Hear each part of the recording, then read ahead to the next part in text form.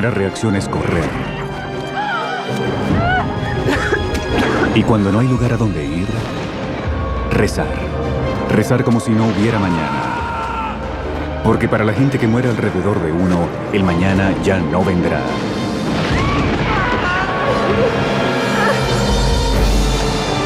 Nadie sabe dónde esconderse, ni cómo salvarse, ni cómo sobrevivir. Innumerables cuerpos, una tempestad de violencia y locura. La terrible venganza de Dios. Es la peste negra de la Edad Media. El peor desastre biológico en la historia de la humanidad. Es, como lo describe un testigo, el fin del mundo.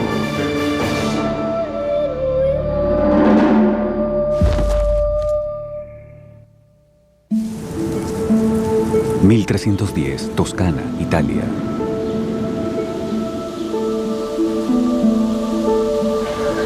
Con el amanecer del siglo XIV, la civilización occidental atraviesa por una fenomenal racha de prosperidad. Europa ha tenido 3, tal vez 4 siglos de muy buenos tiempos. La Iglesia ha sido poderosa. Varios reyes han sido poderosos. El comercio ha crecido. Las ciudades han crecido. La industria también. No ha habido catástrofes naturales. El clima ha sido benigno. La población ha estado creciendo. Realmente ha sido un periodo bueno para Europa. Pero esta larga expansión está por chocar con una nueva realidad. Repentinamente el patrón climático global cambia. Las temperaturas caen vertiginosamente y las cosechas se pierden. Con asombrosa rapidez, la era dorada colapsa y la visión del apocalipsis se hace realidad. Los 4 jinetes del apocalipsis llegan, y con ellos llegan la hambruna, la plaga, las guerras y la muerte. Para 1340, la guerra se apodera del continente. La aguda crisis golpea duramente a los campesinos. Pero los nobles ven una oportunidad para realizar fortunas en el caos creciente. Con 33 años, Eduardo III de Inglaterra es un curtido gobernante, y el reinado de su isla no es lo suficientemente grande para contener su ambición. En agosto de 1347, el ejército de Eduardo se adjudica una victoria improbable en Calais contra un rival de mayor riqueza, Felipe VI de Francia. Eduardo controla ahora gran parte de las costas francesas, pero el conflicto está lejos de terminar. Es el comienzo de la Guerra de los 100 Años, que en realidad es una guerra mundial en lo que respecta a los europeos, ya que involucra a todos: España, Alemania, Italia, Francia e Inglaterra. 1347, Surrey, Inglaterra. El rey Eduardo ofrece su hija Joan a Pedro, príncipe de Castilla, de España. Es un arreglo hecho con el propósito de extender su poder hasta la península ibérica.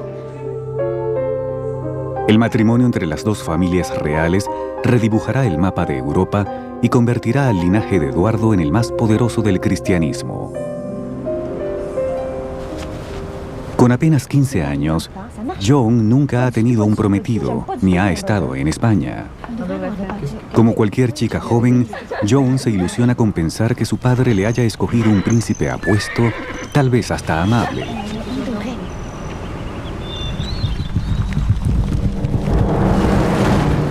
...640 kilómetros al sur, en Aviñón, Francia, el Papa Clemente VI, el representante de Dios sobre la tierra, considera sus propias expectativas.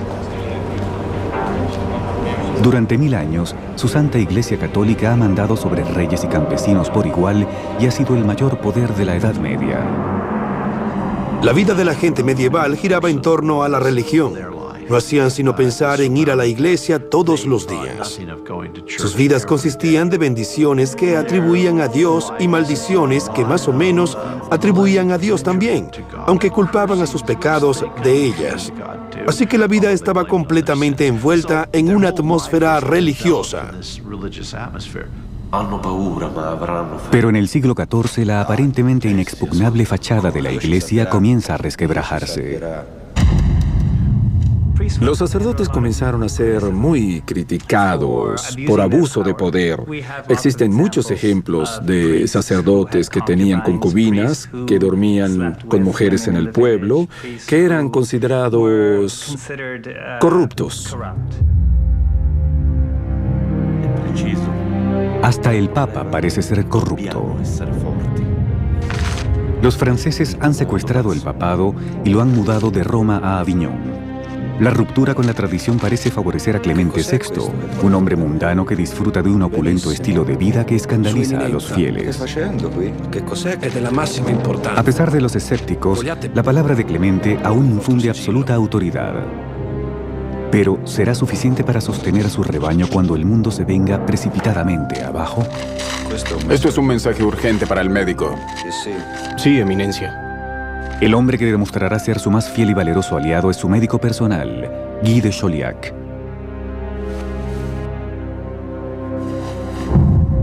Es un famoso médico profesional. Había estado en el círculo médico de la corte desde el reinado de Felipe el Hermoso, a finales del siglo XIV. Y ahora es el médico de cabecera, por decirlo así, del Papa. En el mundo de Chauliac, la religión gobierna a la ciencia. Ambas están tan entrelazadas que un título en medicina solo puede obtenerse conjuntamente con una maestría en teología. Pero ni los libros médicos ni la Biblia ayudarán a de Chauliac para el horror que vendrá.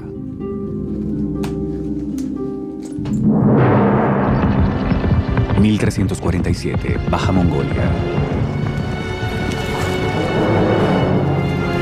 Hacia el este, en las estepas de Mongolia, algo terrible ha despertado. Un agente invisible de muerte. Corren rumores de que la humanidad está siendo aniquilada en China, India y el mundo islámico. Curiosamente, estos rumores originados en el Oriente vienen acompañados de descripciones apocalípticas de los orígenes de la peste. Ocurrieron eventos milagrosos como una lluvia de sapos, serpientes y otras cosas. Hubo una tempestad de granizo con rayos y truenos. Y luego, finalmente, un humo pestilente cayó de los cielos. Antes de 1347, Mongolia parece ser imbatible. Su dominio sobre el lejano oriente perdura casi 150 años, en un imperio que se extiende desde los picos del Tíbet hasta más allá del río Volga y desde Beijing hasta Constantinopla. Mongolia básicamente abrió el comercio entre Europa Occidental y China. La gente esencialmente podía seguir rutas que atravesaban el Asia Central. Así que el siglo XIII, en particular la segunda mitad, fue una época de expansión del comercio europeo hacia el lejano oriente. Pero así como los mongoles hacen del mundo un mejor lugar para los negocios, también siembran las semillas de su destrucción.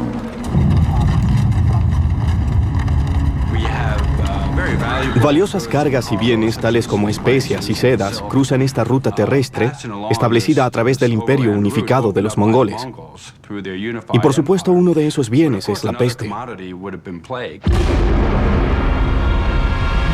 Implacablemente, la pestilencia se desplaza a través de las estepas, aniquilando aldeas enteras, dejando atrás cuerpos hinchados con llagas malignas.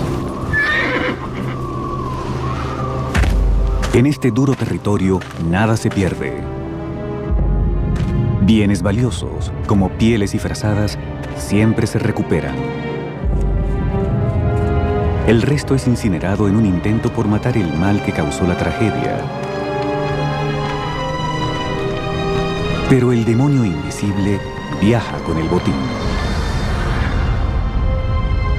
En 1347, miles de kilómetros hacia el oeste, en la próspera ciudad mercantil de Ginebra, un sirviente se prepara para realizar un peligroso viaje. 1347, Ginebra, Suiza. En una sociedad regida por las doctrinas de la Iglesia Católica, él ya corre peligro. Su nombre es Ajimé y es judío. Los judíos necesitaban de la invitación explícita o permiso del rey para permanecer en el pueblo. Ellos, como nadie más en la época medieval, pertenecían y dependían directamente del rey o de un gran noble, como un obispo. A la disposición de su lord, Hajime se aventurará a través de cientos de kilómetros de montañas hasta Venecia, donde podrá adquirir los lujos que no se consiguen en los puestos de mercado locales. Pero la expedición también lo llevará a los acontecimientos más oscuros de la historia. En Inglaterra, 2.500 kilómetros al oeste, un jinete se acerca al final de otro atemorizante viaje. Un trovador que ha viajado durante semanas desde España. Es un obsequio del príncipe de Castilla, enviado para entretener a su prometida, la princesa inglesa Joan. Le cantará canciones de amor en su viaje de bodas hacia Castilla, un gesto romántico para el placer de una joven doncella. En camino a Castilla, Joan y su cortejo planean parar en la costa francesa y visitar un palacio de la familia en Burdeos.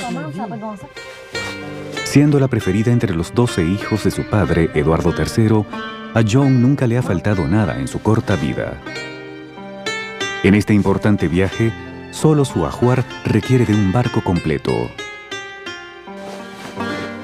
Junto con muchos distinguidos clérigos y diplomáticos, 100 arqueros harán el viaje para proteger esta preciosa carga. Pero tanta precaución no servirá de nada. En menos de un año, casi todos morirán. Desde este momento, la invasión ha comenzado, avanzando sobre los lomos de roedores polizontes. Una bomba de tiempo que hará caer precipitosamente a este hermoso mundo.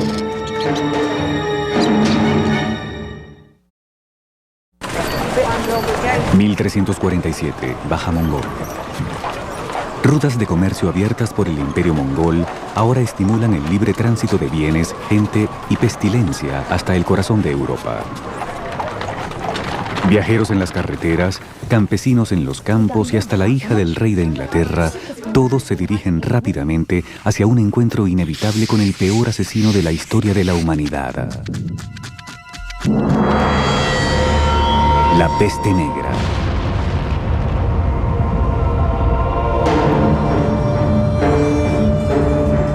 Al final de las rutas de comercio de Mongolia yace la ciudad portuaria de Kaffa, en el Mar Negro, punto de partida de barcos mercantes en ruta hacia Italia.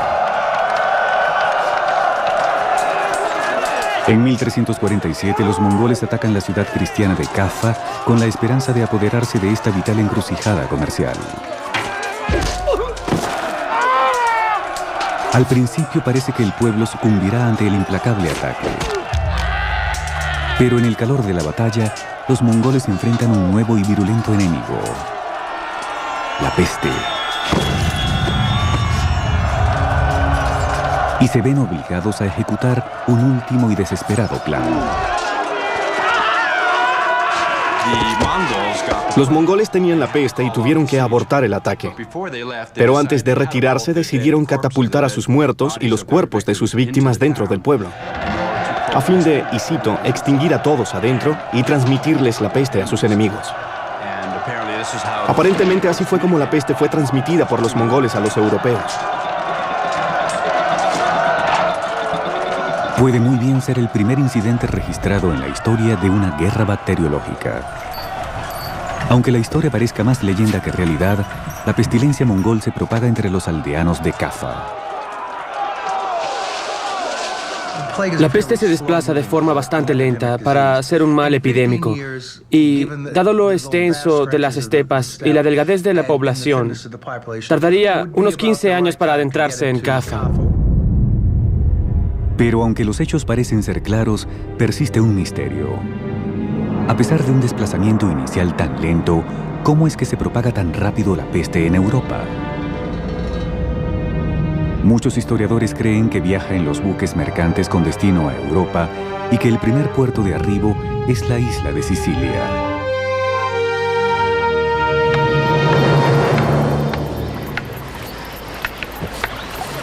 (1347) Mesina, Sicilia.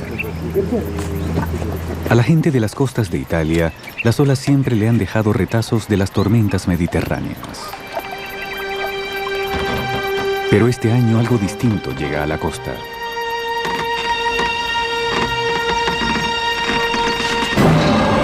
¡Dios mío! ¡Vamos, salgamos de aquí! ¡Vamos! ¡Espérame! Y en los pueblos, barcos provenientes del Mar Negro atracan en los puertos cargando algo pestilente.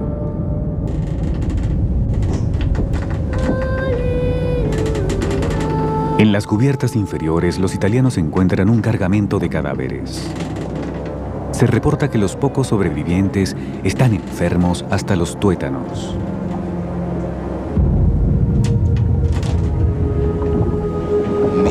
Dios mío, qué mal es este. Cuando los lugareños se percatan del peligro, tratan de expulsar los barcos plagados de los puertos, pero ya es demasiado tarde. La peste ya ha tomado posesión y comienza la mortandad. No es una enfermedad común. Es repugnante y dolorosa. Su víctima es abatida por una terrible fiebre y una profunda desesperanza. Para empezar, era difícil diferenciar los síntomas iniciales de la peste negra de los síntomas de una gripe fuerte, como fiebre, escalofríos y temperatura alta. Luego venía una segunda etapa, el desarrollo e inflamación de bubones.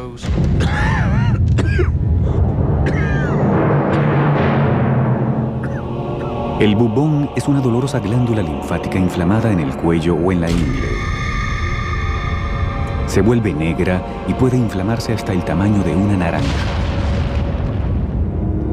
Son estos bubones los que le dan nombre a la pandemia, peste negra o bubónica.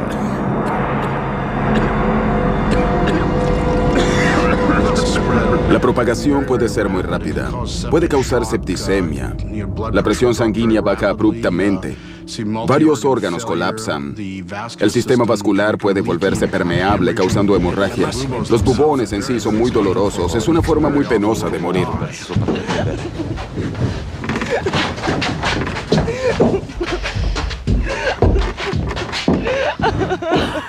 Como pioneros de la muerte, los habitantes del pueblo siciliano de Messina pronto descubren que este nuevo mal no solo es doloroso, sino también altamente contagioso. Se propaga rápidamente entre las familias, sembrando terror en cada hogar. Esto apareció más o menos de la nada. Nadie había visto algo así, de modo que la gente debió sentirse como Cristóbal Colón en la tierra de la mortandad. Exactamente así debió sentirse. Mientras la peste acaba con el pueblo siciliano de Messina, a los sobrevivientes les queda un solo consuelo: la Santísima Madre de Dios. Aquellos que aún pueden caminar peregrinan 10 kilómetros hasta su santuario y la cargan de regreso a la ciudad. Santa Madre, protégenos de esta peste en nombre de Cristo. A pesar de las urgentes plegarias, la Virgen se niega a ayudarlos, según el historiador Michele de Piazza. La llegada de la estatua no benefició a nadie. La gente de Messina era tan detestada y temida que nadie le hablaba ni se atrevía a estar en su compañía. Más bien huía al verla, aguantando la respiración. La enfermedad es tan visible que se hace evidente quién la padece. Y ese fue un factor importante para que se creara un estigma social. Aunque los sicilianos huyen de sus vecinos de Messina, no pueden superar el mal. La enfermedad cruza la isla a una velocidad asombrosa. Y el horror apenas ha comenzado. Otros barcos genoveses desde Caffa comienzan a llegar a tierra firme italiana. Traen pieles, telas y ratas, todas excelentes portadoras de muerte. Como un ángel vengador, la peste se propagará a través de un continente desprevenido, dando inicio a un verdadero apocalipsis. Lo inexplicable, lo imposible, lo improbable. Un fascinante viaje a través de fábulas, cuentos reales y acontecimientos históricos.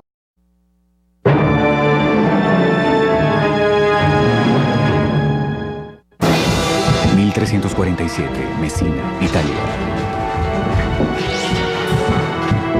Europa ahora enfrenta la peor amenaza conocida por la humanidad. Rápida y mortal, parece venir de la nada y de todas partes. Al llegar a las costas italianas, la gente se encuentra indefensa.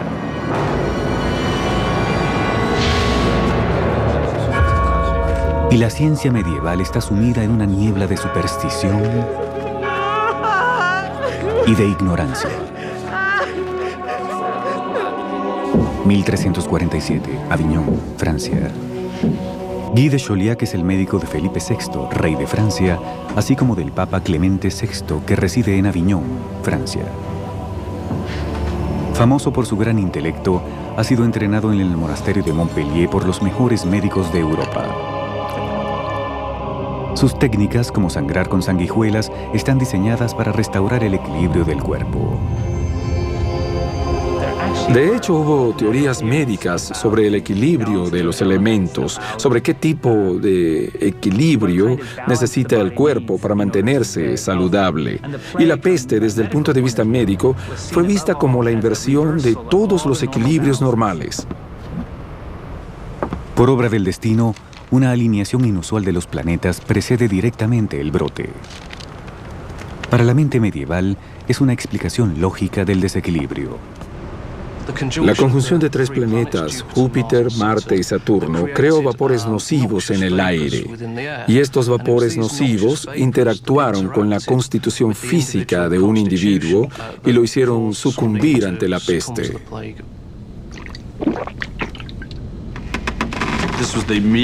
Esa fue la explicación miasmática, que la peste provino de una miasma, un vapor maligno.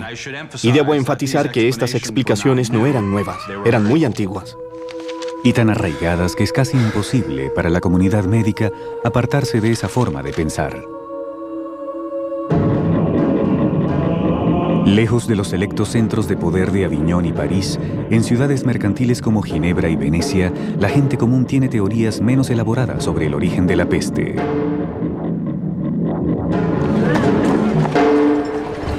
Han sido adoctrinados desde su nacimiento para creer que, como todas las bendiciones, toda maldición, en última instancia, también proviene de Dios. En la Edad Media, toda la lógica de la relación entre un Dios y el mundo involucraba a Dios castigando al mundo cuando éste pecaba. El castigo es un bien merecido, según el historiador italiano del siglo XIV, Gabriele de Musis. Dios Todopoderoso vio a la humanidad completa revolcándose en un pantanal de consumada maldad, entregada a fechorías, inmersa en innumerables vicios, ahogándose en un mar de depravación debido a una capacidad sin límite para la perversidad. Ahora sabemos que no fue el pecado ni la perversidad que trajeron la peste negra. Fue una enfermedad contagiosa. La pregunta es, ¿qué enfermedad?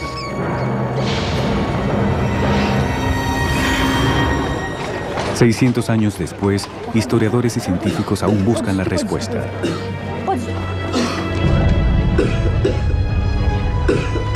La pregunta clave es cómo se transmiten y se propagan esas enfermedades y cómo es que una sociedad permite que un conjunto de diferentes causas de muerte surja en un determinado momento.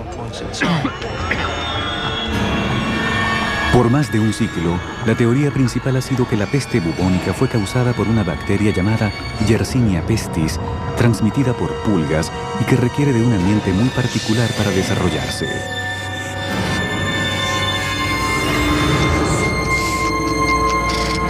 Y en muchas formas, la Europa medieval parece reunir las condiciones. Centros urbanos con basura en las calles son ambientes muy adecuados para la reproducción de grandes poblaciones de ratas. Y junto a esas poblaciones de ratas conviven grandes poblaciones de pulgas. Una sola mordida de pulga le inyecta a la víctima la bacteria Yersinia pestis. Rápidamente se multiplica en los nodos linfáticos, llenándolos hasta reventar. Una vez liberada en la corriente sanguínea, la bacteria produce llagas negras de donde recibe su nombre la enfermedad. Y existe otra forma aún más mortal de la enfermedad, llamada peste pulmonar, que no necesita de pulgas para transmitir su veneno. En algunos casos, la bacteria se aloja en los pulmones y comienza a proliferar. Si uno tiene una hemorragia en los pulmones causada por la bacteria, puede tener lo que llaman esputo sangriento, partículas de sangre en el esputo. Siendo que esas partículas son muy infecciosas, al toser se puede contagiar a otra persona. Tanto las condiciones ambientales como los síntomas de la enfermedad sugieren que fue esta bacteria la causa de la peste negra. Pero algunos científicos están en total desacuerdo con esta teoría. Se basan en un inexplicable y apremiante hecho: la asombrosa velocidad con que se propagó la enfermedad. Básicamente se propagó a través de Europa Occidental en un periodo de entre 4 y 5 años. Es una velocidad de propagación vertiginosa, tomando en cuenta que no existían trenes, aviones ni automóviles. El transporte era a pie o a caballo. Fue una propagación muy rápida de la enfermedad. Muchos dudan que la peste bubónica pudiera desplazarse tan rápido. La velocidad con que la enfermedad se propagó entre las comunidades no tiene relación con lo que sabemos acerca de la peste bubónica. Así que esto condujo a algunos historiadores a sugerir que tal vez hubo otro mecanismo causante involucrado, otra enfermedad epidémica. Una posibilidad sugerida ha sido la propagación de anthrax. Otros autores han sugerido que tal vez pudo haber sido un virus parecido al del ébola. Existen diferencias claras en relación a la forma como se propagó la enfermedad. ¿Por qué nos preocupa ahora saber la verdad acerca de una enfermedad que ocurrió hace siglos? Es simple. Comprender la peste negra podría ser vital para la humanidad en la batalla contra un próximo brote catastrófico. Pero hasta hace poco parecía que las pistas de este misterio murieron con las víctimas de la plaga. ¿O no es así? En Montpellier, Francia, una sepultura colectiva de 650 años de antigüedad le está brindando a la ciencia moderna la oportunidad de seguir el rastro una vez más. 2003, Montpellier, Francia. Un equipo contemporáneo de investigadores franceses exhuma los cuerpos de víctimas de la peste, aplicando un enfoque nuevo en una nueva frontera científica. Los estudios de la peste negra aún son jóvenes. De la enfermedad se solía decir, solo tenemos esqueletos y huesos. Es una enfermedad de tejidos. No pudimos descubrir nada en ellos. Ahora con el ADN hay posibilidades de descubrir muchas cosas con los huesos, a pesar de lo controvertido. Los investigadores buscan un tesoro biológico, los dientes de las víctimas de la peste. Como una caja fuerte, un diente encierra el ADN de los organismos que se desplazan por la corriente sanguínea al momento del deceso, incluyendo tal vez el propio agente de la muerte. Descubrimos algo. Creo que es importante. Los dientes están intactos. Extrajeron los dientes de los cráneos. Luego examinaron la pulpa de los dientes para confirmar la presencia o no de la bacteria Yersinia pestis. Y según los resultados, las muestras contenían la secuencia de ADN de la Yersinia pestis. Esto es algo único y es la única evidencia realmente objetiva que tenemos de que la peste negra efectivamente pudo haber sido causada por esta bacteria. Los resultados de los franceses colocan el misterio de la peste a un paso más cerca de su solución. Pero se requieren más estudios, más sepulturas deben ser investigadas. El trabajo de los científicos continuará. 1347, Avignon, Francia. Para Guy de Chauliac, eminente médico del siglo XIV, conceptos como pulgas mortales y ADN bacterial le parecerían tan extraños como a nosotros hoy en día los astros mal alineados y la furia de Dios. Sin embargo, lo único que tiene son cartas astrales y su ingenio para luchar contra la peor amenaza que la humanidad haya conocido.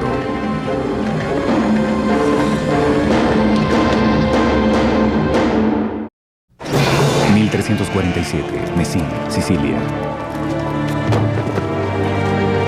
Para el otoño, la peste negra viene avanzando desde el lejano oriente y está pasando por Sicilia, creando pánico a su paso. Es un desastre sin precedentes, como si Dios mismo hubiera abandonado a sus hijos. 1347, Venecia, Italia. En Venecia, Ajimé, el sirviente judío de un lord suizo, encuentra todo lo que su amo le ha encomendado: azafrán y canela, sedas y pieles, y mucho más, pues en el transcurso del año, barcos mercantes del Oriente arriban transportando un cargamento de muerte. En el siglo XIV, el historiador Gabriele de Musis relata el horror de los marineros que inadvertidamente han traído la catástrofe oriental a casa. Para nuestra angustia, estábamos portando dardos de la muerte. Propagábamos veneno a través de nuestros labios hasta cuando hablábamos. Por supuesto, no tenían ni idea de que la peste se propagaba mediante una bacteria, un organismo microscópico que no puede ser captado a simple vista. Pero sí tenían cierto conocimiento de que la peste podía propagarse de persona a persona. Mientras Ajimé regresa a Ginebra, el mundo que deja atrás comienza a derrumbarse. Los venecianos mueren a razón de 600 por día.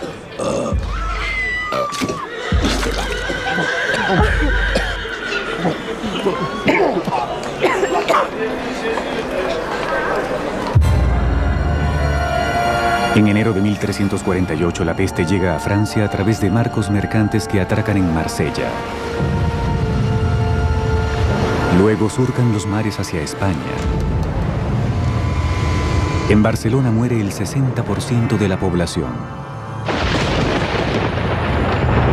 Imaginemos a una persona, digamos un marinero trabajando en el muelle, que luego de ser mordido por una pulga infectada sube a bordo de un barco y viaja en él. Pues no enfermará sino después de 2 a 6 días. Así que existe el peligro de que la gente se desplace de sitio en sitio antes de enfermarse. Por supuesto, el mismo barco puede estar cargando ratas con pulgas infectadas. Y luego, cuando el barco arriba a un puerto, estas ratas y pulgas pueden propagar la enfermedad. 1348, Aviñón, Francia. Para la primavera, la peste negra se desplaza desde la desembocadura del río Ródano hasta Aviñón, donde reside el Papa. Eminencia, se lo ruego, la peste toca a nuestras puertas. Doctor, nuestro Padre Celestial me protegerá. Aunque Guy de Chauliac le ruega huir, Clemente VI se rehúsa a abandonar el palacio. Para agosto de 1348, la peste llega a París. La mitad de la población morirá. Cuando arriba a Burdeos, la princesa de Inglaterra, Joan, está llegando de su travesía marítima. 1348, Burdeos, Francia. Descansará un rato en el palacio de su familia y luego seguirá camino a Castilla, donde la espera su príncipe. Joan es tal vez la mujer más protegida de Europa en estos momentos. Pero los arqueros y las paredes del castillo no pueden protegerla de un enemigo invisible. No se acerquen más. ¿Acaso no ven el peligro? Es demasiado peligroso para la princesa. Como un fantasma, la peste ataca al azar, acabando con un hogar, un vecindario, un pueblo entero. Y antes de sembrar destrucción, engendra terror. No había nada que pudieran hacer, y es ese sentido de hacerle frente a un acontecimiento sobre el cual no se tiene absolutamente ningún control, lo que lo convierte en un hecho tan dramático en la historia de la humanidad. A menudo trato de imaginar qué se siente al saber que en un pueblo cruzando las montañas, 75% de su población acaba de morir. Y ellos lo sabían, recibieron cartas antes de la llegada de la peste. En muchos lugares sabían que la peste venía, así que tuvieron tiempo para pensar sobre lo que pasaría cuando llegara. Y ellos, pues no puedo imaginar nada más tenebroso. 1348, Cornwall, Inglaterra. Consumida por el temor, la mayoría de la nobleza abandona las ciudades, dejando a los menos afortunados valerse por sí mismos. En los libros de historia podemos encontrar muchas figuras cobardes, gente rica huyendo hacia las campiñas, atemorizada de su propia mortalidad. Así que, ¿quiénes quedan atrás? ¿Quiénes están en el pueblo sufriendo sino los pobres, sin poder hacer lo que solo los ricos pueden lograr? En Inglaterra, Eduardo III y su hijo mayor se van a un castillo en el campo y clausuran la entrada.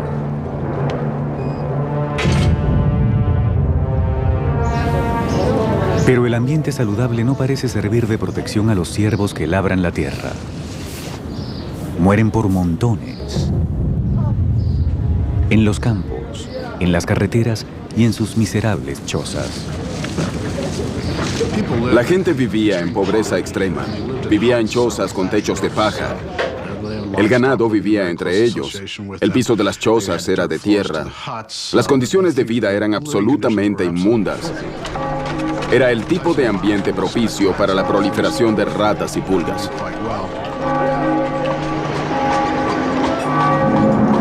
(1348), Siena, Italia. Mientras la situación empeora, la iglesia también parece defraudar a su rebaño. Temiendo ser contaminados, algunos sacerdotes se rehúsan a administrar los santos óleos a los muertos. Padre, mi esposa lo necesita. Mi hija Ana María también. Usted mismo la bautizó. Para la gente medieval, morir sin recibir la extrema unción es un acto más pavoroso que la muerte misma.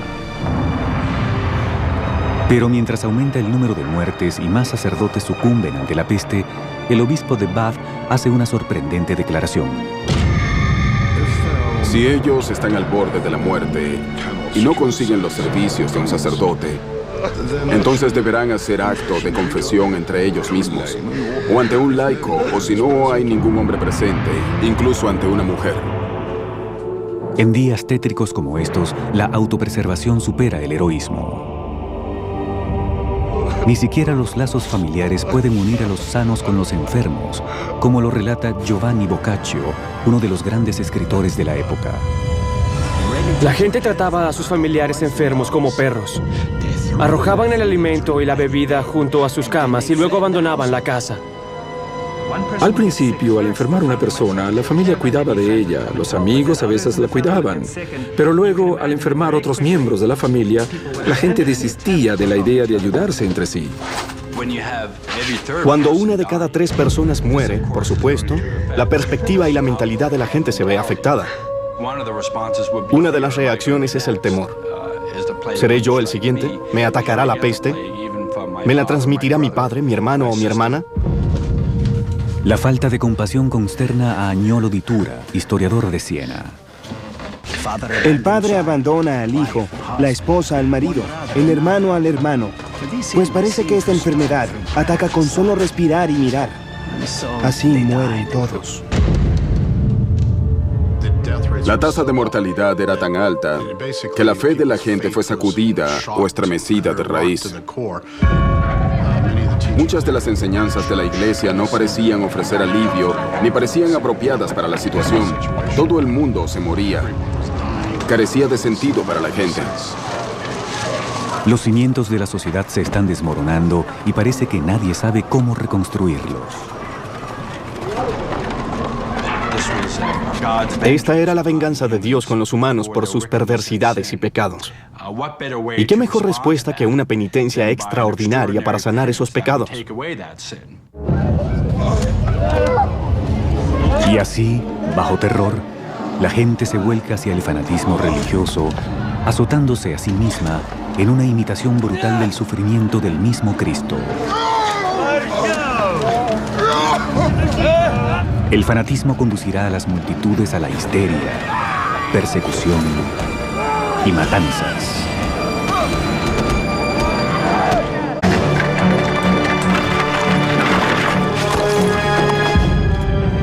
Para 1348, la peste negra ha viajado desde Sicilia hasta Inglaterra a bordo de barcos mercantes encima del lomo de ratas.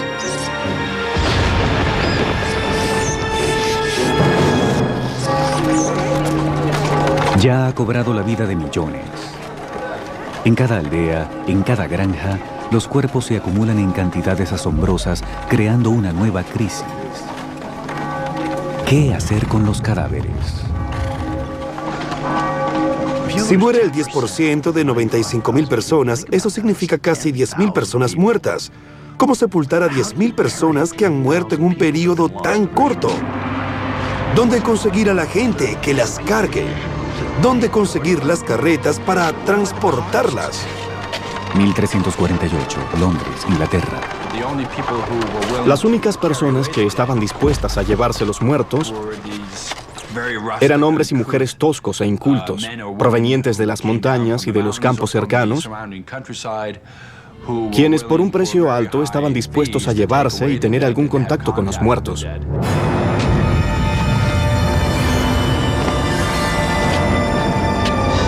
El hedor debe haber sido un problema serio. Y la gente trató de aliviar eso teniendo fuegos y olores agradables alrededor. Trataban de tapar el olor de la muerte, pero esa solución tenía su límite. En el verano de 1348, en Londres deben conseguirse sepulturas para casi 300 personas diariamente. La situación es aún peor en Aviñón. En un periodo de 6 semanas, 11.000 personas son enterradas en un solo camposanto. El Papa finalmente se ve obligado a santificar el río Ródano. Innumerables cuerpos son confinados a una sepultura común y superficial. Pero tal vez eso sea preferible a una sepultura colectiva italiana. Los cuerpos eran colocados en capas. Colocaban la capa inferior, rociaban un poco de tierra, una segunda capa, un poco de tierra, una tercera capa y otro poco de tierra. En Siena, en la región de Toscana, Italia, la cifra de muertos es inconmensurable. La mitad de la población es reportada muerta. Agnolo di Tura, habitante de Siena, eleva un lamento que no ha perdido vigencia después de 6 siglos y medio. En muchos lugares se excavaban grandes fosas donde se apilaba la multitud de muertos. Y tan pronto se llenaban esas fosas, se cavaban otras. Yo, Agnolo di Tura, enterré a mis 5 hijos con mis propias manos. Y murió tanta gente que todos creímos que era el fin del mundo. A pesar del riesgo personal, algunos valerosos no se dan por vencidos en el combate contra la crisis. 1348, Aviñón, Francia. Muchos médicos han dejado de ver a sus pacientes para salvarse a sí mismos, pero no Guy de Chauliac. Él se quedó. No creo que por valentía, sino por cierta curiosidad científica más bien. Quería ver cómo era ese infernal demonio y cómo funcionaba. Guy de Chauliac parece ser lo que un médico profesional moderno haría. Es decir, como no entiende la enfermedad, ayuda a los individuos que padecen de la enfermedad hasta a contagiarse. Y luego describe todo paso a paso. En su extraordinario diario, el médico cataloga cuidadosamente todos los síntomas de la enfermedad, tomando nota de aquellos tratamientos que parecen ser los más efectivos. En el verano de 1348 se dice que Guy de Chauliac prescribió fuego al Papa Clemente VI como una medida preventiva. 4 grandes recipientes con aceite en madera a fuego alto son colocados a cada lado del trono del Papa, una fortaleza de llamas contra la devastación de la peste. Eso nos da una imagen del Papa huyendo de la sociedad, por así decirlo, secuestrado en el interior de un cuarto que está ardiendo con hogueras a su alrededor. Clemente VI ha formado su propio infierno, si se quiere, a fin de mantenerse fuera del alcance de la peste.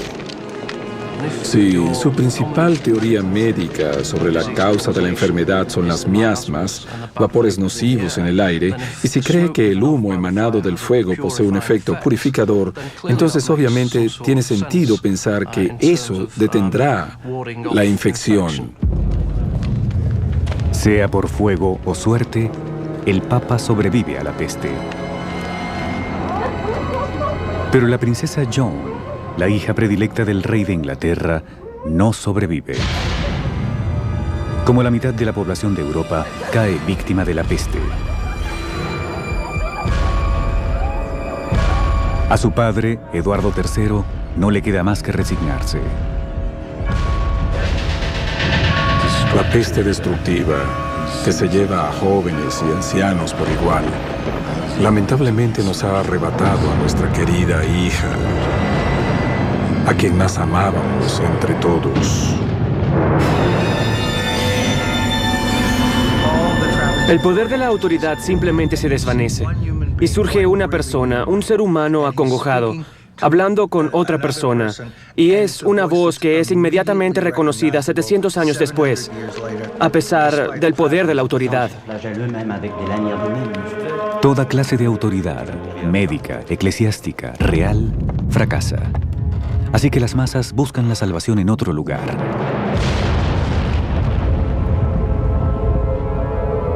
A lo largo de la región del Rin, en Alemania, los devotos deciden tomar cartas en el asunto. 1348, Friburgo, Alemania.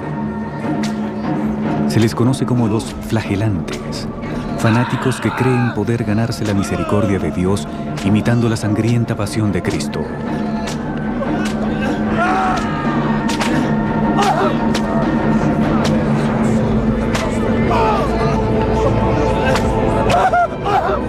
Es una medida extrema para tiempos extremos. Y la gente acude a ellos en multitudes. La gente acude a los flagelantes como una forma de detener la enfermedad, creyendo que tal extraordinaria penitencia apaciguará la ira de Dios y desterrará la peste. El acto de flagelarse a sí mismo era una forma de súplica muy particular, un método muy dramático y doloroso de castigarse por los pecados ante la expectativa de que mañana puede que uno no esté vivo. En grupos tan grandes como de 1000 hombres, los flagelantes se someten a un maestro por 33 días y medio para marcar los años del Salvador sobre la tierra. Sacrificando baño, cama y sexo, marchan con devoción de ciudad en ciudad, realizando grotescos actos masoquistas frente a multitudes agradecidas. En sus diarios, el historiador francés Jean de Venette escribe: Los penitentes se flagelaban a sí mismos con látigos de cuero con púas de hierro anudadas.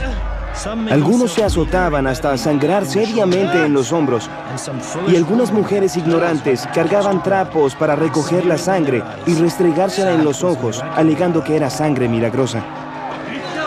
¡Deprisa, deprisa! ¡Deprisa, deprisa! Vengan aquí. Júntense a mi alrededor, en un círculo. Arrodíllense para la salvación. ¿Están listos para sufrir por sus pecados como sufrió nuestro Salvador? Sí. El Papa Clemente VI se siente amenazado por la influencia que ejercen. Los flagelantes no eran bienvenidos por la comunidad religiosa establecida.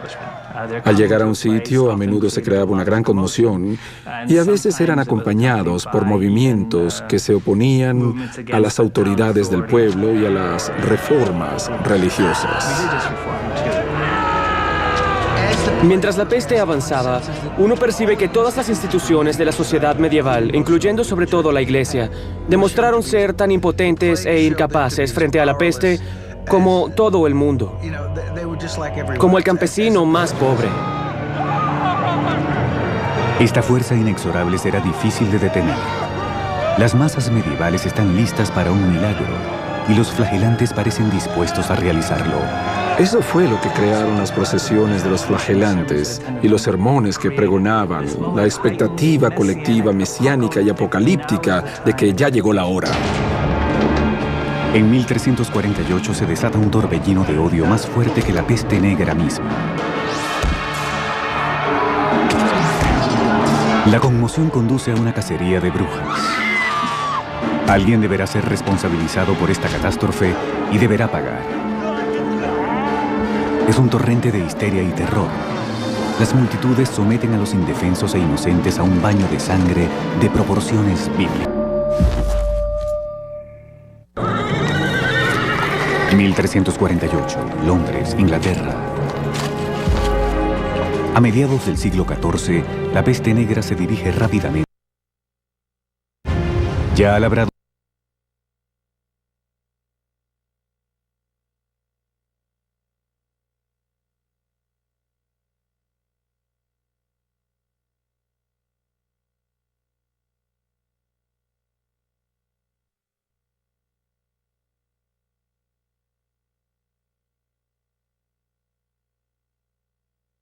Las campanas.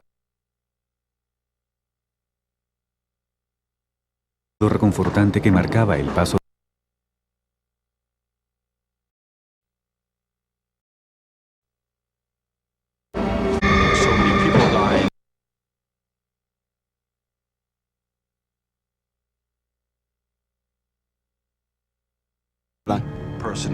Y al mirar hacia atrás veía 10 cuerpos más que tenía que acompañar para sus sepulturas. Las muertes eran masivas. De hecho, eran tantas que la gente se volvió inmune o indiferente ante ellas, al punto de que los funerales entonces se convirtieron en ocasiones para la diversión y la juerga. Pero en Alemania, la creciente cifra de muertes provoca algo peor en la gente: la violencia extrema del movimiento de los flagelantes.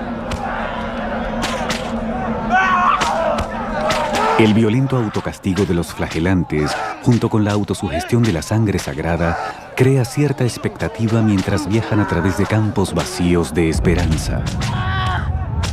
Sus despliegues dramáticos son más conmovedores que los vanos murmullos del sacerdote del pueblo. Los flagelantes dirigen el temor y la furia de la gente sobre un blanco tangible: la iglesia local. Apártate del camino. De rodillas, de rodillas. Creyendo ganarse la gracia de Dios con sus sacrificios sangrientos, los flagelantes alegan poder realizar milagros como Cristo. Algunos flagelantes creían poder revivir a bebés y niños muertos. También hubo un cuento famoso sobre una vaca que hablaba. Un milagro atribuido a los flagelantes. Los bendigo en el nombre del Padre, del Hijo y del Espíritu Santo. Oremos, pidamos perdón a Dios por la salvación de este humilde sacerdote y de vosotros. Santo Padre, líbranos de nuestro sufrimiento. A lo largo del Rin parecieran estar ocurriendo milagros. Mientras que en Aviñón, Francia, en el corazón del cristianismo, 400 personas mueren al día.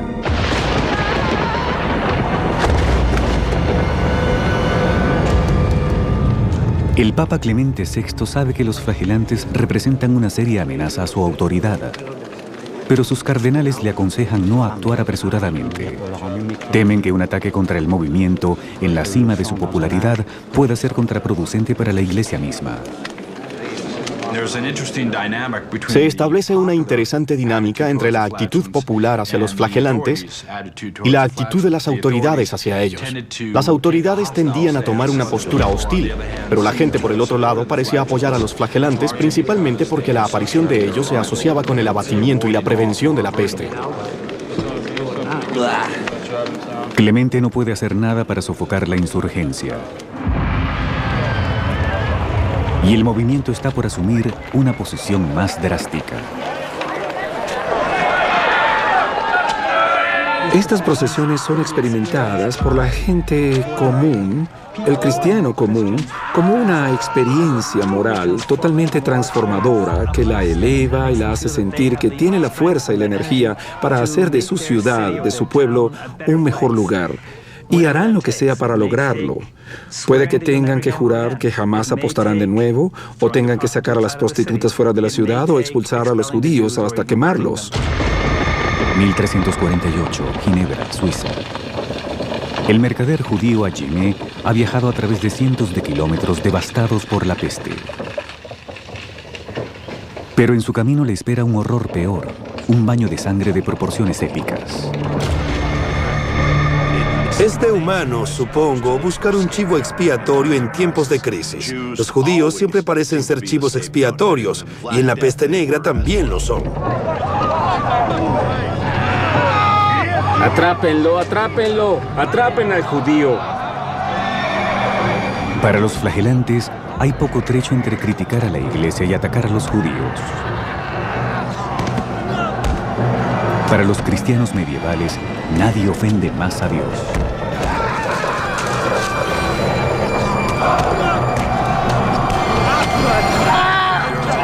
Existe una larga historia de libelos sangrientos contra los judíos, una larga historia de persecución de los judíos por parte de los cristianos en la Edad Media.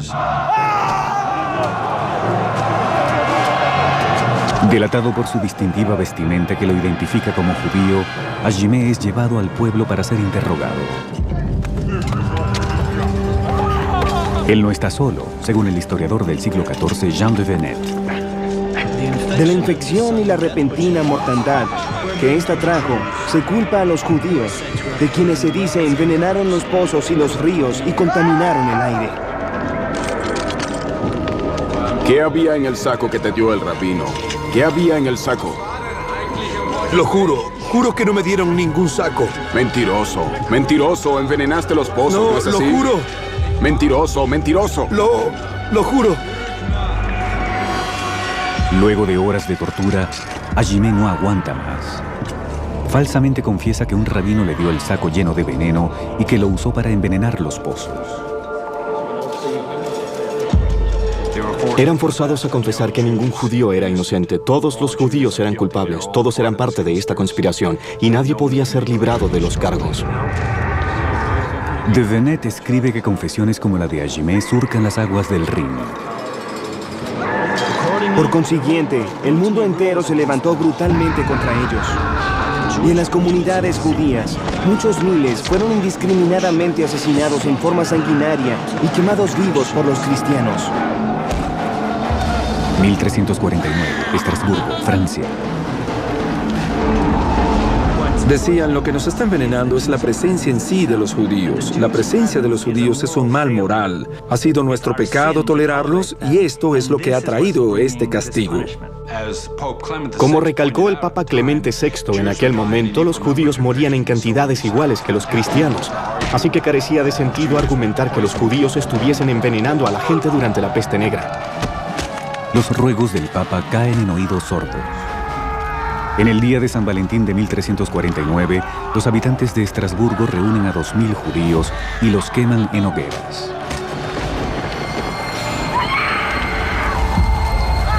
Esta atrocidad se repite en más de 15 ciudades de Alemania y Suiza. El pueblo de Europa ha sido envenenado no por un insidioso plan judío, sino por el temor, el odio y la ignorancia. La combinación letal se está propagando incontroladamente, aún más rápido que la peste negra.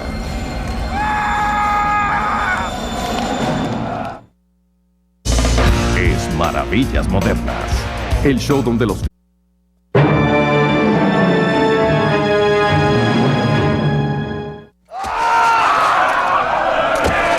...1349, Estrasburgo, Francia. En el invierno de 1349, cristianos de Alemania, Francia y Suiza conducen a sus vecinos judíos a una horrenda masacre con la intención de apaciguar a un Dios enojado. Pero la violencia no puede detener el tétrico avance de la peste negra. En Aviñón, casi la totalidad de la nobleza ha abandonado la ciudad. Hasta el Papa se confina en su casa campestre, desconfiando de la protección de su pared de fuego.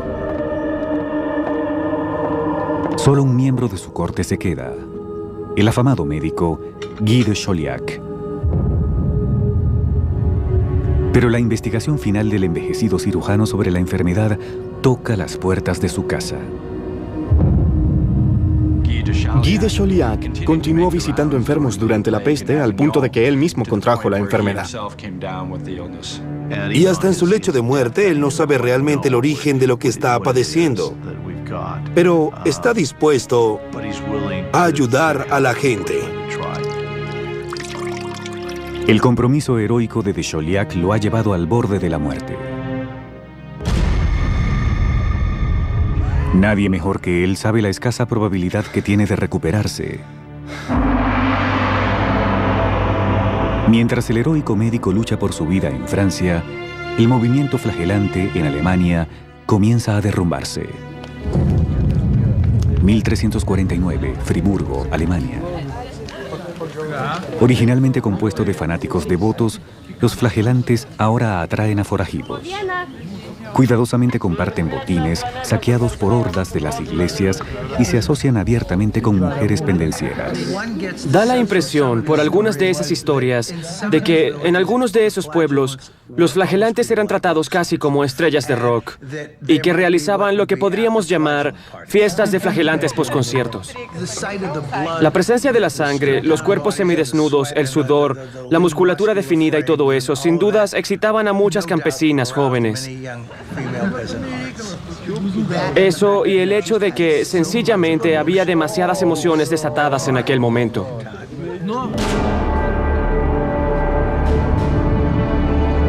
Simplemente era demasiado.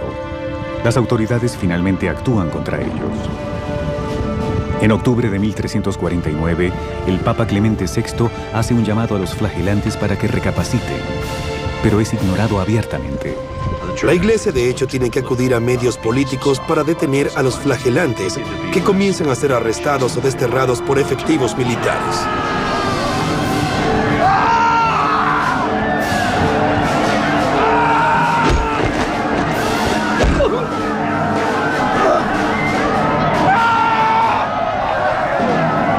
Algunos maestros, ahora llamados maestros de errores, son capturados y decapitados. Te hallamos culpable de herejía y por ello te sentenciamos a morir. Que Dios se apiade de tu alma.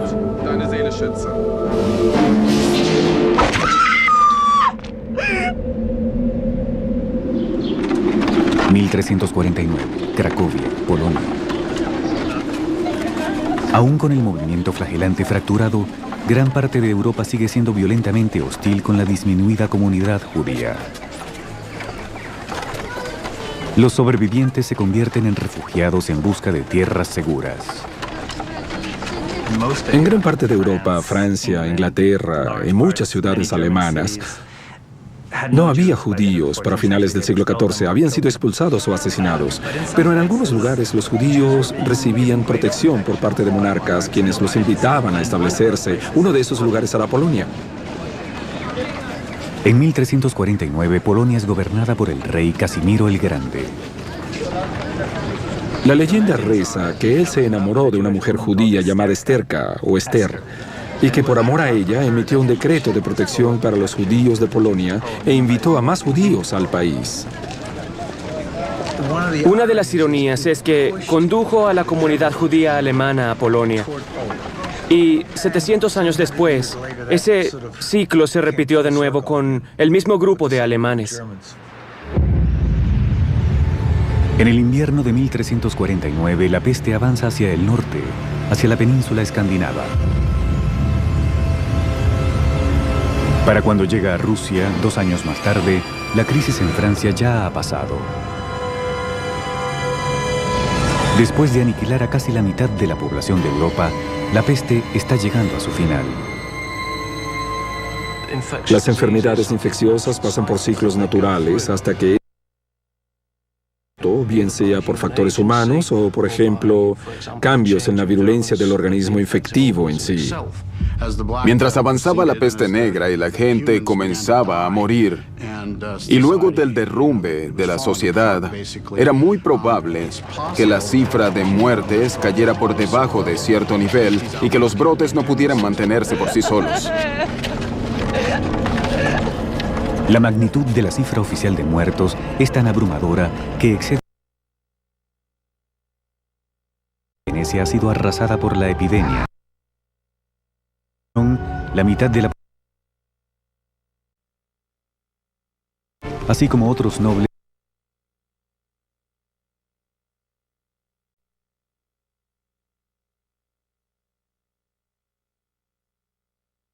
En parte porque podían desplazarse. Abandonar castillos, donde el medio ambiente era un poco menos propicio para el desarrollo de la economía.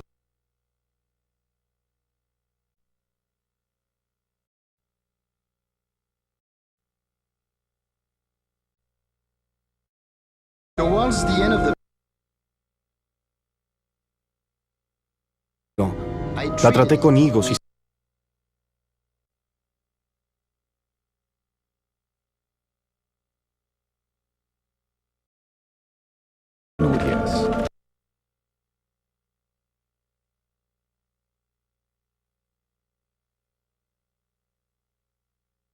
Cualquier lado donde uno mire, la pérdida de un tercio o la mitad de la humanidad. Leí un epitafio que decía, murió en el año cuarta parte de la humanidad en la Tierra. Da la sensación de ser parte de un fragmento del 25% restante, tan solo eso.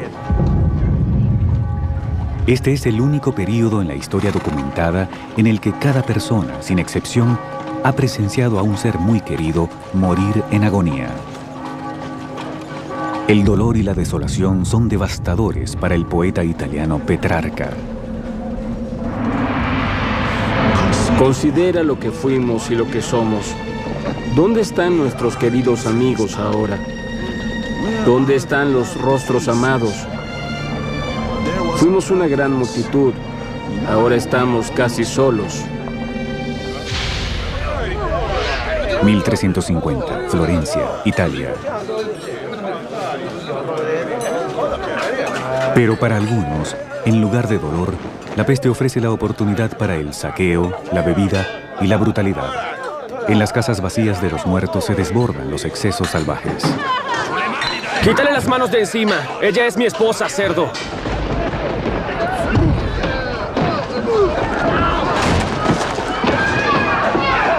El historiador florentino Matteo Villani escribe: los hombres se entregan a las conductas más trastornadas y sórdidas jamás vistas. Se entregan completamente a la lujuria.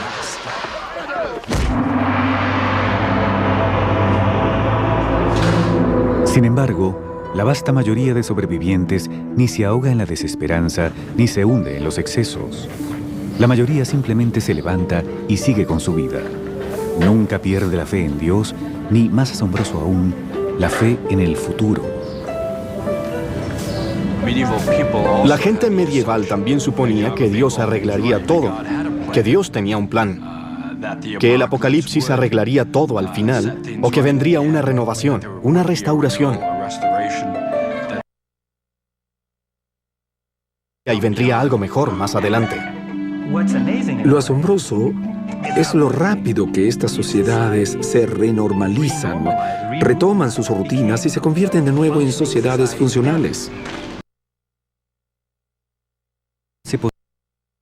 Se medieval no solo sobre y se multiplique, según el historiador Jean de Venette.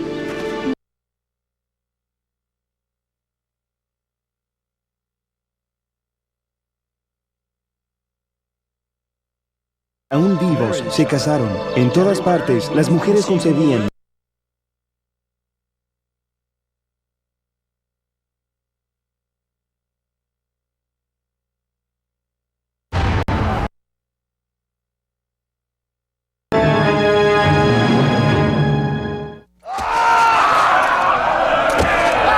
1349, Estrasburgo, Francia. En el invierno de 1349, cristianos de Alemania, Francia y Suiza conducen a sus vecinos judíos a una horrenda masacre con la intención de apaciguar a un Dios enojado. Pero la violencia no puede detener el tétrico avance de la peste negra. En Aviñón, casi la totalidad de la nobleza ha abandonado la ciudad. Hasta el Papa se confina en su casa campestre, desconfiando de la protección de su pared de fuego. Solo un miembro de su corte se queda, el afamado médico Guy de Chauliac. Pero la investigación final del envejecido cirujano sobre la enfermedad toca las puertas de su casa. Guy de Chauliac continuó visitando enfermos durante la peste al punto de que él mismo contrajo la enfermedad. Y hasta en su lecho de muerte, él no sabe realmente el origen de lo que está padeciendo. Pero está dispuesto a ayudar a la gente. El compromiso heroico de Chauliac lo ha llevado al borde de la muerte. Nadie mejor que él sabe la escasa probabilidad que tiene de recuperarse. Mientras el heroico médico lucha por su vida en Francia, el movimiento flagelante en Alemania comienza a derrumbarse. 1349, Friburgo, Alemania. Originalmente compuesto de fanáticos devotos, los flagelantes ahora atraen a forajidos. Cuidadosamente comparten botines saqueados por hordas de las iglesias y se asocian abiertamente con mujeres pendencieras.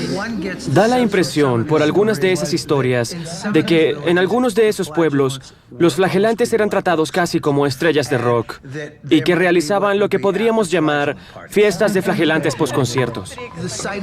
La presencia de la sangre, los cuerpos semidesnudos, el sudor, la musculatura definida y todo eso, sin dudas, excitaban a muchas campesinas jóvenes. Eso y el hecho de que sencillamente había demasiadas emociones desatadas en aquel momento.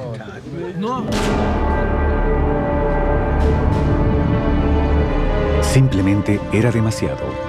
Las autoridades finalmente actúan contra ellos. En octubre de 1349, el Papa Clemente VI hace un llamado a los flagelantes para que recapaciten, pero es ignorado abiertamente. La Iglesia, de hecho, tiene que acudir a medios políticos para detener a los flagelantes que comienzan a ser arrestados o desterrados por efectivos militares.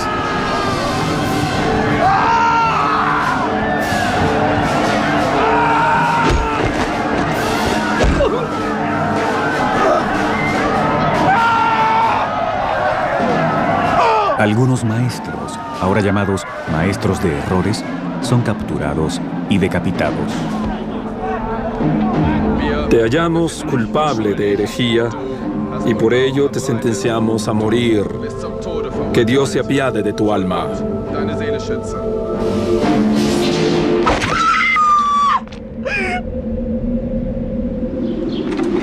1349, Cracovia, Polonia. Aún con el movimiento flagelante fracturado, gran parte de Europa sigue siendo violentamente hostil con la disminuida comunidad judía. Los sobrevivientes se convierten en refugiados en busca de tierras seguras. En gran parte de Europa, Francia, Inglaterra y muchas ciudades alemanas, no había judíos para finales del siglo XIV, habían sido expulsados o asesinados. Pero en algunos lugares los judíos recibían protección por parte de monarcas, quienes los invitaban a establecerse. Uno de esos lugares era Polonia. En 1349, Polonia es gobernada por el rey Casimiro el Grande. La leyenda reza que él se enamoró de una mujer judía llamada Esterka o Esther, y que por amor a ella emitió un decreto de protección para los judíos de Polonia e invitó a más judíos al país. Una de las ironías es que condujo a la comunidad judía alemana a Polonia.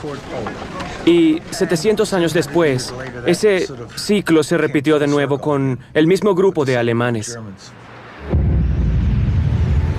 En el invierno de 1349, la peste avanza hacia el norte, hacia la península escandinava.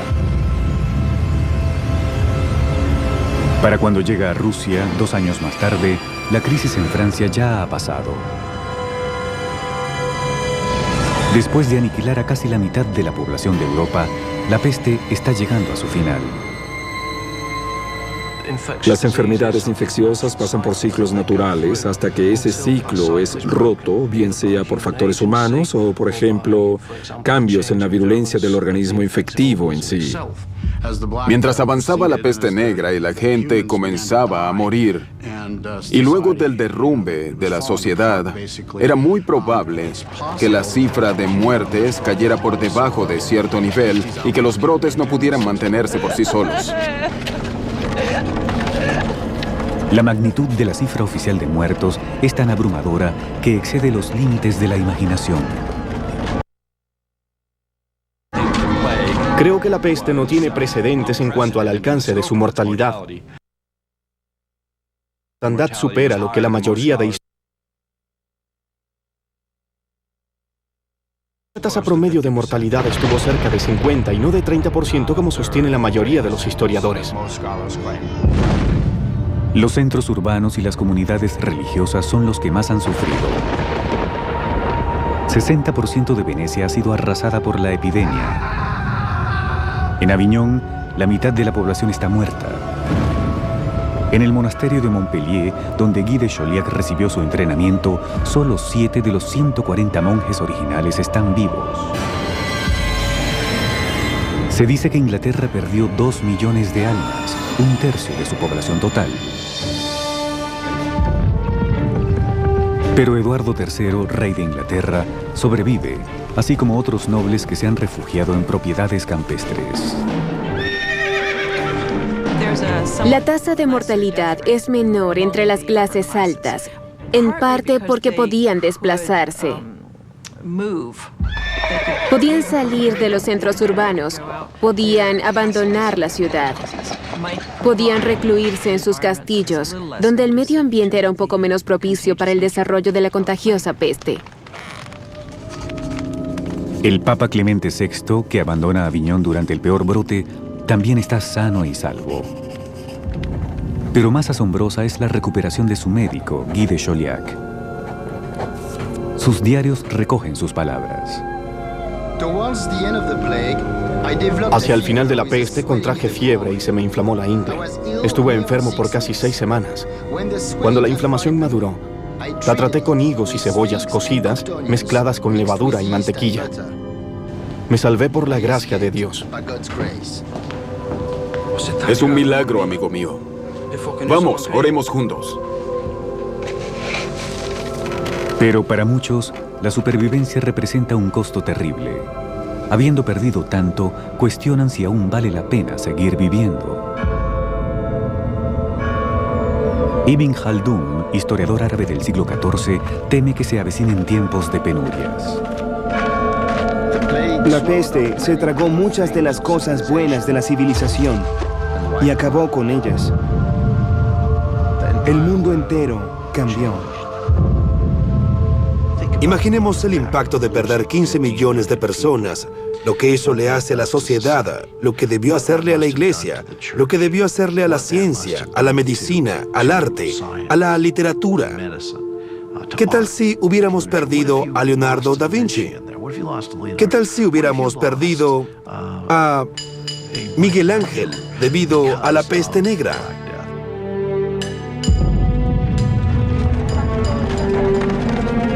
En cualquier lado donde uno mire, puede ver rastros de la pérdida de 1/3 o la mitad de la humanidad. Leí un epitafio que decía: murió en el año cuando escasamente quedaba 1/4 parte de la humanidad en la Tierra. Da la sensación de ser parte de un fragmento del 25% restante, tan solo eso. Este es el único período en la historia documentada en el que cada persona, sin excepción, ha presenciado a un ser muy querido morir en agonía. El dolor y la desolación son devastadores para el poeta italiano Petrarca. Considera lo que fuimos y lo que somos.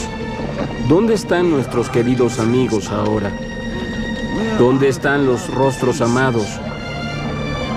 Fuimos una gran multitud. Ahora estamos casi solos. 1350, Florencia, Italia.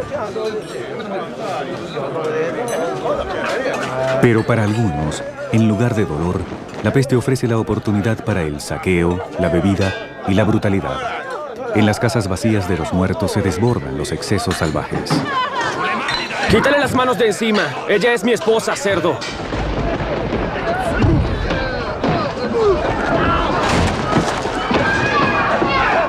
El historiador florentino Matteo Villani escribe: Los hombres se entregan a las conductas más trastornadas.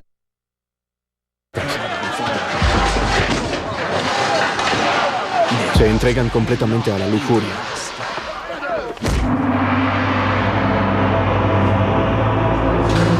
Sin embargo, la vasta mayoría de sobrevivientes ni se ahoga en la desesperanza ni se hunde en los excesos. La mayoría simplemente se levanta y sigue con su vida. Nunca pierde la fe en Dios, ni, más asombroso aún, la fe en el futuro. La gente medieval también suponía que Dios arreglaría todo, que Dios tenía un plan, que el apocalipsis arreglaría todo al final, o que vendría una renovación, una restauración. Que esto no era sencillamente el final, que habría y vendría algo mejor más adelante. Lo asombroso es lo rápido que estas sociedades se renormalizan, retoman sus rutinas y se convierten de nuevo en sociedades funcionales. ¿Es posible que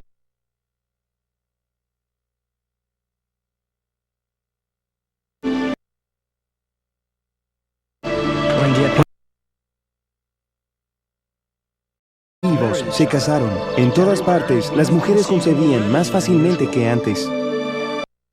probablemente breve?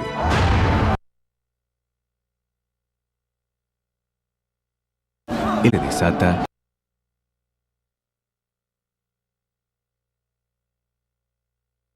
será moldeado a punta de espada.